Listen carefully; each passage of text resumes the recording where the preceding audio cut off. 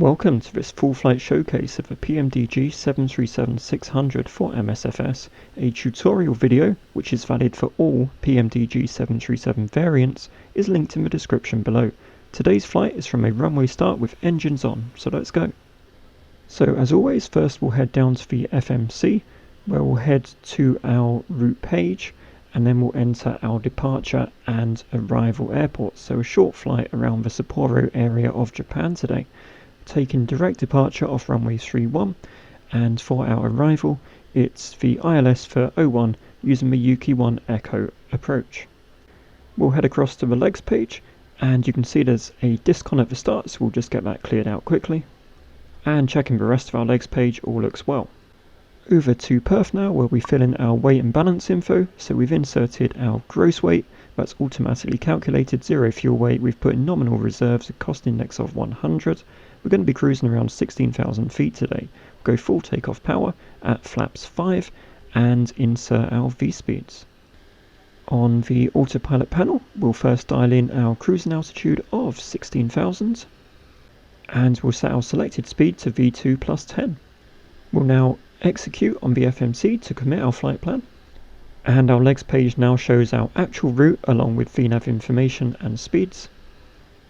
We can also now head back to the Perth page and commit our performance data.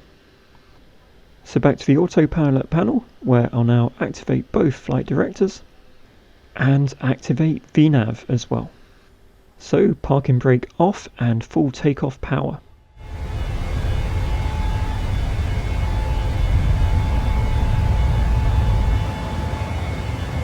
At positive rate, we go landing gear up, and around 400 feet, autopilot active.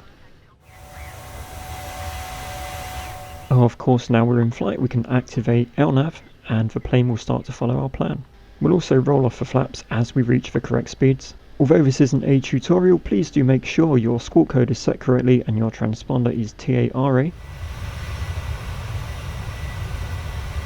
And as our climb continues, I'm going to set our destination ILS into both nav radios, so that's 110.90. On a similar note, I'm also inserting the course of our arrival runway into both sides of the MCP. At top of climb, the airplane levels off and the annunciator's FMC speed and VNAV path appear. I did find the airplane initially went slightly above the top of climb altitude before sort of dipping back down and levelling off. So looking at the legs page, our final descent altitude is 3,000 feet, so I'll get that dialed into the MCP ready for top of descent. As top of descent arrives, you can see it marked on our ND. The plane idles the throttles and descends correctly. Also take a look at the predicted LNAV path here. It's really smooth, and so far the plane has had no issues following the LNAV plan. I believe the 737-600 uses a new version of PMDG LNAV, and it seems to work well. As we get closer to our destination, the plane begins its deceleration to its approach speed, where we apply flaps to suit. It's almost time for approach, so we'll make sure our auto brake is set to max and activate the localizer.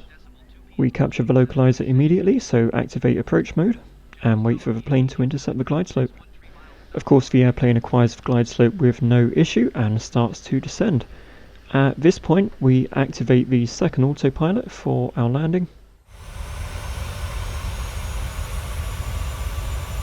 At 1400 feet, we see the flare annunciator below glide slope. Remember, there's no rollout mode on this plane. Just before touchdown, the plane will idle the throttle and flare, then auto brake will bring us to a stop. Let's listen in and watch this moment. 50, 30, 20, 10.